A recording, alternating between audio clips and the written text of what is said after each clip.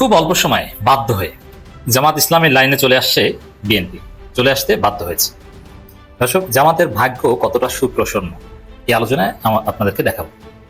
বিএনপির ভাগ্য খারাপ আর জামাতের ভাগ্য ভালো।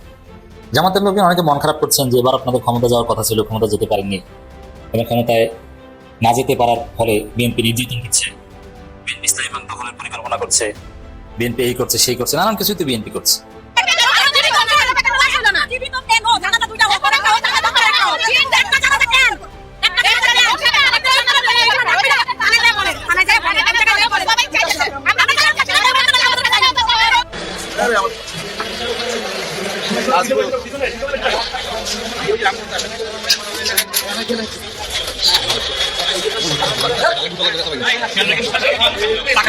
স্বরাষ্ট্রমন্ত্রী তার দায়িত্বে থাকার নৈতিকতা রাখেন না।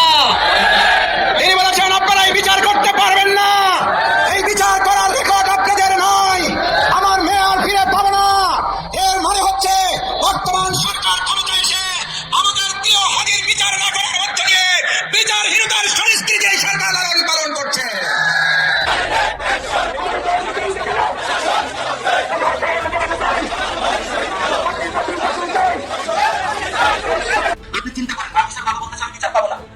পনেরো বছরের সন্তান সে ধর্ষণ হয়েছে, শাহালি মাজারে কারা মত করেছে, সরকারের কাছে কোনো প্রশ্নগুলোর আমরা এই পর্যন্ত কোনো সমাধান পাইনি।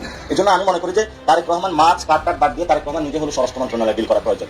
আমি কিছুই চাই না, বিচার আপনারা করতে পারবেন না, আপনাদের এই ধরনের কোনো রেকর্ড নাই, আপনারা পারবেন না, আমার মেয়েও ফিরে আসবে না, আপনারা বিচার করতে পারবেন পারবেন না, আপনারা কোনো এক্সাম্পল দাঁড়া করতে পারবেন পারবেন না, আমার থেকে স্টেম নেবেন, স্টেমে লিখিত নেবেন পারবেন না, আপনারা পারবেন না। আর যদি একটা শিশুকে হত্যা করা হয় তাহলে আমরা লাঠি সোটা নিয়ে রাস্তায় নামবো এবং এই দালাল সরকারকে আমরা ক্ষমতায় আর দেখতে চাইব না। তাদের পতন না হওয়া পর্যন্ত আমরা আন্দোলন অব্যাহত রাখবো। আমাদের দেশের মানুষ বিচার পায় না, শিশুরা ধর্ষিত হচ্ছে, বর্ডার দিয়ে অস্ত্র ঢুকছে থানাতে, আমার জনগণ বিচার পায় না, মামলা দিতে গেলে মামলা রাখে না, আর স্বরাষ্ট্রমন্ত্রী সংসদে দাঁড়িয়ে উনি বাংলাদেশের মানুষকে প্রতারণার সংবিধান। মন খারাপ না, মন খারাপের কিছু নেই। জামাতের ভাগ্য অত্যন্ত সুপ্রসন্ন। জামাত ক্ষমতায় না আসাটা জামাতের ভালো হয়েছে। ক্ষমতা না এসেও বিএনপি সরকারতে জামাতের লাইনে চলে আসে। ক্ষমতা না এসেও যে ক্ষমতা কায়েম করা যায় তার একটা এক্সাম্পল দিই।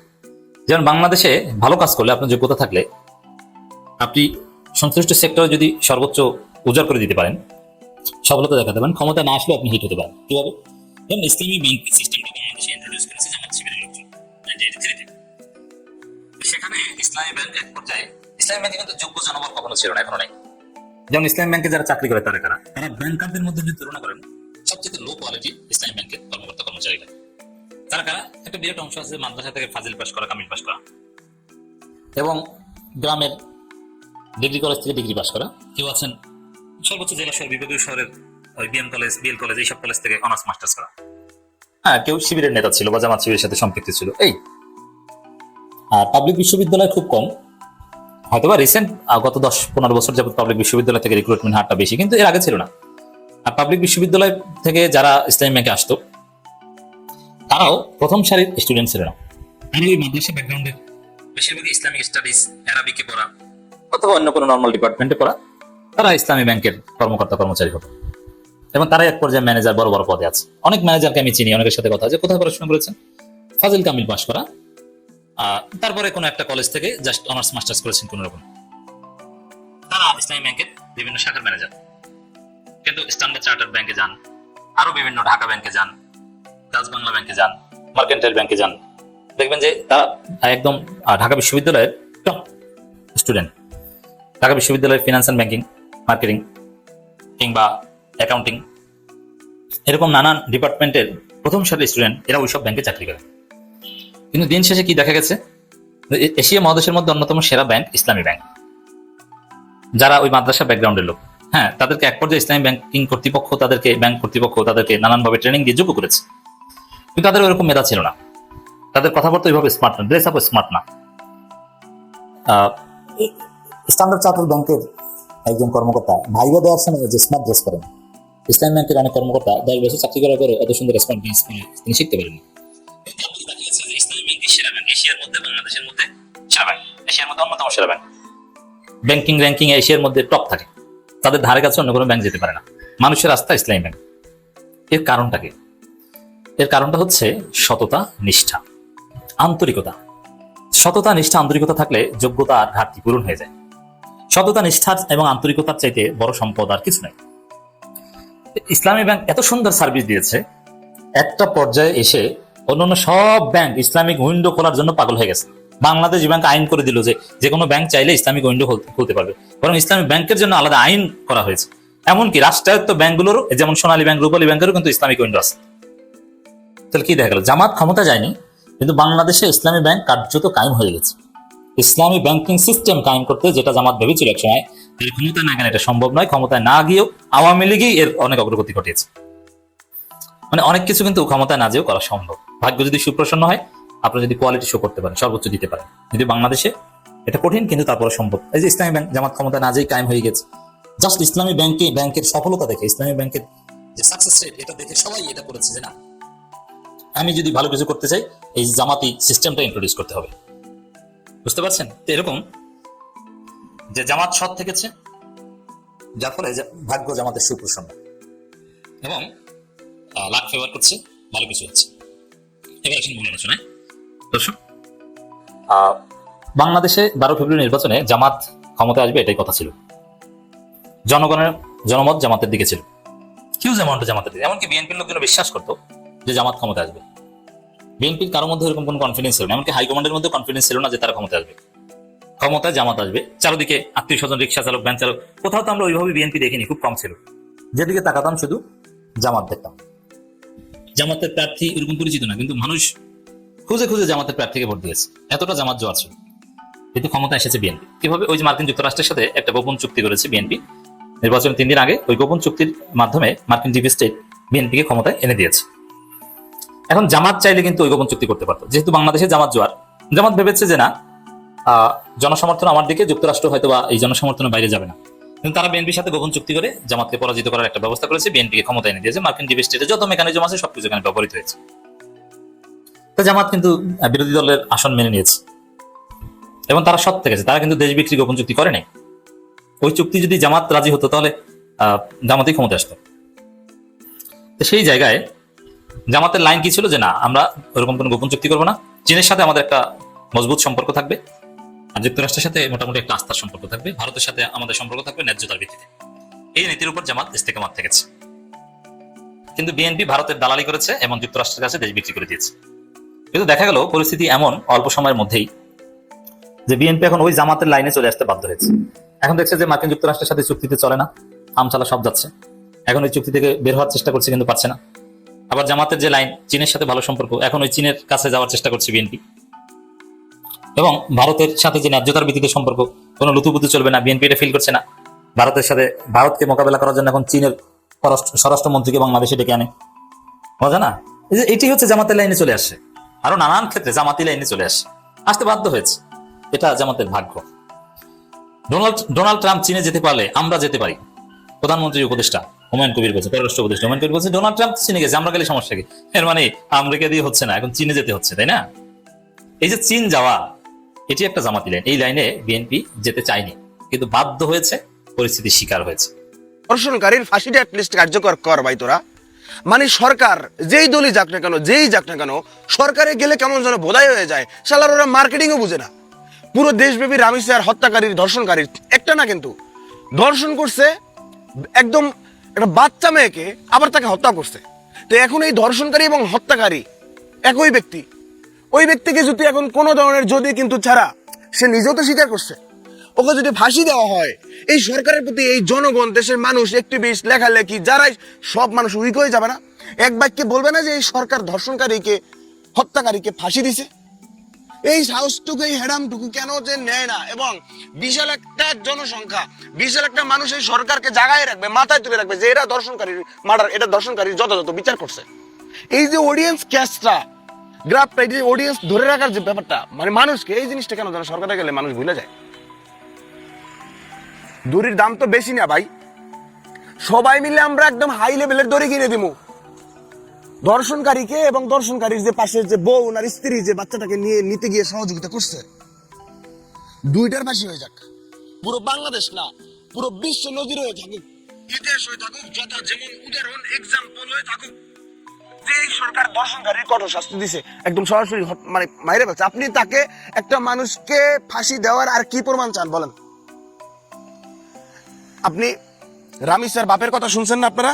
নতুন করে কিছু বলার নাই, তবু দুইটা লাইন বলে দেই। রামিসের বাপে এই দেশের কাছে সে বিচার চাওয়ার পক্ষে না।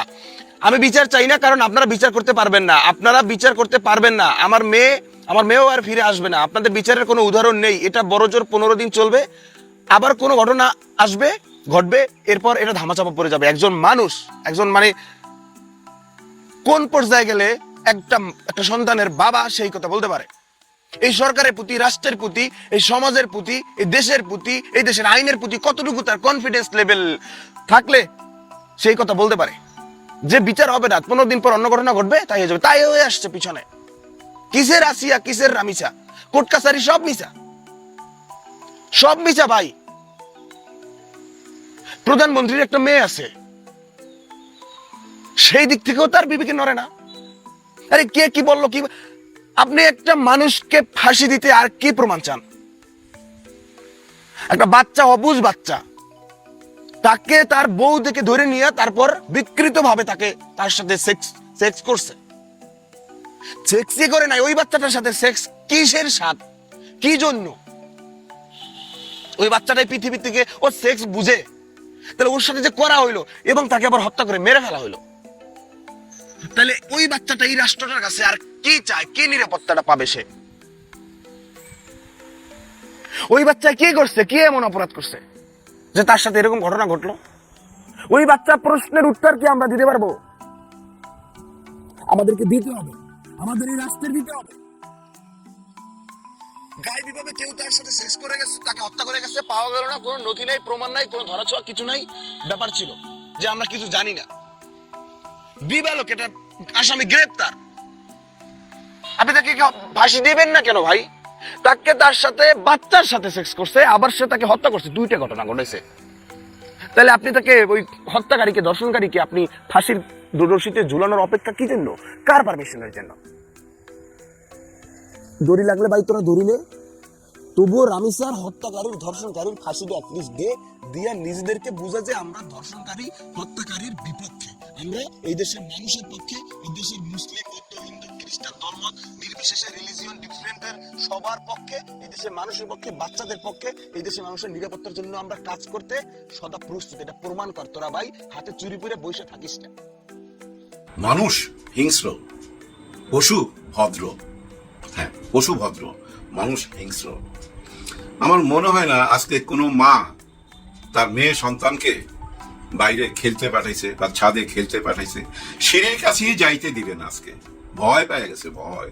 প্রত্যেকটা ঘরে ঘরে একই আলোচনা, রামিসা, রামিসা, রামিসা। আর কি মিষ্টি মুখ, কিন্তু ওই মুখটা দেহের সাথে ছিল না, আলাদা বাথরুমে নিয়ে বালতিতে রাইখা দিছিল। কত বড় পাষণ্ড! ওহ, ভাবা যায়। আসলে হয়েছে কি জানেন, পুরা দেশে মাদকের ছায়া গেছে, নেশা পানি কইরা অস্থির। কোন মানুষ সুস্থ মস্তিষ্কে, একটা 7 বছরের মেয়ে, 7 থেকে 8 বছর, ক্লাস 2-তে পড়ে, এই বছরই উঠছে ক্লাস 2-তে, বড় বোনের সঙ্গে স্কুলে যাবে, বড় বোন খুঁজতেছে, পাচ্ছে না। তারপরে তার মা খুঁজতে খুঁজতে যায়, দেখে তার একটা জুতা পার্শ্ববর্তী বাসার একটা ঘরের সামনে। দরজা টোকা, খোলে না, বাইরে দিয়া তালা নাই, ভিতরে কেউ আছে। তার মানে সন্দেহ হয়েছে মায়ের। সঙ্গে সঙ্গে চিৎকার, আশেপাশের লোক আসলো, পুলিশ আসলো। ওর মধ্যে সেই আসামি জানলা কাইটা বাইরে চলে গেছে, ধরা পড়ছে। আইনের কাছে যায়, সে বলছে সবকিছু স্বীকার গেছে, কি কি করছে সবকিছু সে নিজে খুইলা বলছে। কি জুলুমটা মেয়েটার উপরে করছে, ওই শিশুটার উপরে কি জুলুমটা করছে, টোটালটা সে ম্যাজিস্ট্রেটের কাছে খুইলা বলছে। স্বীকারোক্তি তো দিয়েই দিল। তারপরে এখন দেখবেন এই মামলা চলতে থাকবে। কেউ এই মামলার হদিশ খুঁজে পাবেন না। দেখেন, রামিসার বাবা বলে আমি বিচার চাই না। কেন বলে? কারণ কি? ও দেখতেছে তো এই দেশে কোনো বিচার হচ্ছে না। গত 24 ঘন্টায় 3টা শিশু ভাই নির্যাতন হয়েছে, এর মধ্যে একজনকে হত্যা করা হয়েছে, যার আসামি ধরা পড়ছে। আসামি বলতেছে যে আমি খুন করছি, আমি হত্যা করছি, আমি জুলুম করছি। তারপরও তাকে এখন ওই জেলখানায় নিয়ে সরকারি টাকায় ভাত খাওয়াইতে হবে, রুটি খাওয়াইতে হবে। এই মামলা চলতে থাকবে। আপনাদের মনে আছে এই অন্তর্বর্তীকালীন সরকার যখন ছিল, ওইখানে একজন আইনমন্ত্রী ছিল। উনি একবার একটা মামলার ব্যাপারে কি বলছিল, হায় হায় এই আইনমন্ত্রী ভাই আসিফ নজরুল ইসলাম দেখতে কিন্তু অনেকটা ভাই বেচারা বেচারা, হ্যাঁ বেচারা বেচারা, যা গাল গপ্প মারতো একটা টাইমে। হ্যাঁ, উনি যদি কোনোদিন সরকারে যেতে পারে তাহলে এই দেশের জন্য কিছু কইরা দেখাবে। এই লোকটা কি বলছিল মনে আছে আপনাদের? 3 মাসের মধ্যে বিচার করব। কার বিচার? ওই যে একটা শ্বশুর হারামজাদা, তার ছেলের বউ, ছোট্ট বোনটা, 11 বছরের বোনটা আসিয়া, হ্যাঁ খুব সম্ভবত আসিয়া নাম, ওই মেয়েটাকে কিভাবে নির্যাতন করছিল, তার নিম্ন অঙ্গে ব্লেড ব্যবহার করছিল, মনে আছে আপনাদের? তখন এই আসিফ নজরুল এটা বলছিল 3 মাসের মধ্যে বিচার করবে। ওই সে বিচার, ওই বিচার হয় নাই বইলেই তো আজকে এই অবস্থা। হ্যাঁ, কোন বিচার হইতে দেখছেন? হ্যাঁ, কি দেখছেন? ওই শাহবাগে যায়া কিছু সুশীল প্রতিবাদ করতে দেখছেন। প্রতিবাদ তো দেখে আসতেছি, জন্মের পর থেকেই প্রতিবাদ দেখে আসতেছি, বিচার তো দেখি না। হ্যাঁ, বিচার তো দেখি না। একে কেন লালন পালন করতে হবে সরকারি টাকায়? আমরা গরিবের ট্যাক্স দিয়া একে কেন বাঁচায় রাখতে হবে? একে তো ভাই ওই শাহবাগে নিয়ে যাইতে হবে এবং সারা দেশের সমস্ত মিডিয়ার সামনে ওপেন তাকে ওইখানে, হ্যাঁ ওপেন তাকে এই পৃথিবী থেকে বিদায় করতে হবে। এবং বিদায় আগে একটু একটু করে নিতে হবে তার অঙ্গ থেকে, একটু একটু করে নিয়ে আস্তে আস্তে ধীরে ধীরে তাকে সবাই সামনে অন ক্যামেরা এই পৃথিবী থেকে বিদায় করতে হবে। এরকম দৃশ্য দেখা দেন, দেখবেন কেউ আর সাহস পাবে না, ভয় ঢুকে যাবে। আসিফ নজরুল সেদিন যদি ওই বিচারটা কইরা ফেলতে পারতো, ওইখানে কি না করতো ডক্টর ইউনূস যে না এই বিচারটা কইলো না? 3 মাসের মধ্যে যদি ওই বিচারটা করতে পারতো না, আজকে এই বাবা বলতো না যে আমি বিচার চাই না। কারণ তোমরা 15 দিন পরই ভইলা যাইবা, এই বিচার হবে না কোনোদিন। নতুন আরেকটা ঘটনা আসবে, সেইটা নিয়ে তোমরা আলোচনা করবা। আমার মেয়ের কথা তোমরা কেউ মনে রাখবা না। আরে আমার 7 বছর, আমি 7 বছর তারে বুকে নিয়ে ঘুমাইছি, এখন আমি কিভাবে ঘুমাবো বলে কাঁদতেছে, চিৎকার করতেছে। কিন্তু সরকার কোথায়? সরকার বলতে আমি মনে করি স্বরাষ্ট্রমন্ত্রী সাহেব আপনি কোথায়? আপনি নীরব কেন? আপনার তো উচিত ছিল ওই বাবার কাছে চলে যাওয়া, ওই বাবাকে বলা হ্যাঁ আমরা বিচার করব এবং এই বিচার কইরা দেখাইতেছি 7 দিনে, তাহলে 3 মাসের মধ্যে। আপনারা সবাই মিলে একটা আইন পাস করেন না, ইমার্জেন্সি ডাকেন সংসদে সবাইকে, সবাই মিলে আইন পাস করলেই তো হয় যে আমরা 90 দিনের মধ্যে এই বিচার কার্য শেষ করব এবং এই বিচারের রায় হবে ওই শাহবাগে। ওপেন, শুধু ওপেন বিচার করতে হবে। আপনারা আইন পাস করে নিলেই তো হয়। হয়তো আপনারা এটাও বলতে পারেন যে আমরা ঘরে ঘরে যাই কি পাহারা দিব? ওই যে সাগর রুমি হত্যা মামলার সময় কি বলছিল শেখ হাসিনা যে আমরা কি ঘরে ঘরে যাই পাহারা দিব? ঠিক এই কথা আপনারা কি বলবেন? নিশ্চয়ই কথা বলা উচিত হবে না। এই ধরনের কথা না বইলা আপনারা অ্যাক্টিভ হন। ওই যে আপনি বলছিলেন মাদক নিয়ে 0 টলারেন্স, আর মাদক মাইনা নেওয়া হবে না। এরপরে কি মাদক থামছে? এই যে অমানুষটা এই নৃশংস কাজটা কিভাবে করতে পারছে? সুস্থ মস্তিষ্কের? না, একদমই না। মাদকের এফেক্ট, মাদক ছায়া গেছে তো। ওই যে মিরপুর মাজারে দেখেন না কি হইতাছে, ওই মাদক নিয়ে ওপেন বৃহস্পতিবারে ওইখানে আশেপাশে দেখবেন ওপেন মাদক বিক্রি হইতাছে। আশেপাশে যে হোটেলগুলোর মধ্যে এখান থেকে মেয়ে মানুষ পাওয়া যায়, হ্যাঁ এখানে সব মেয়েরা ঘোরাফেরা করে, ওই যে ভ্রাম্যমান তারা ওদেরকে নিয়ে হোটেলগুলোতে চলে যাইতাছে, সারা রাত তাণ্ডব চলতেছে। কেন? আইন কানুন নাই? নিশ্চয়ই আছে। তাহলে কেন ঝাড়ু দিয়া পরিষ্কার করতে পারতেছেন না? অথচ আপনারা পরিষ্কার করতে গেছেন কোথায়? মিরপুরে গরিবের বস্তি ভাঙতে গেছেন আজকে আপনারা। তাতে কি দাঁড়ালো খেয়াল করছেন আপনারা? গরিবের বস্তি ভাঙতে যায় আপনাদেরকে দৌড়াইতে হইলো। হ্যাঁ, কিভাবে যে দৌড়াইতেছেন একটু দেখাই আপনাদেরকে।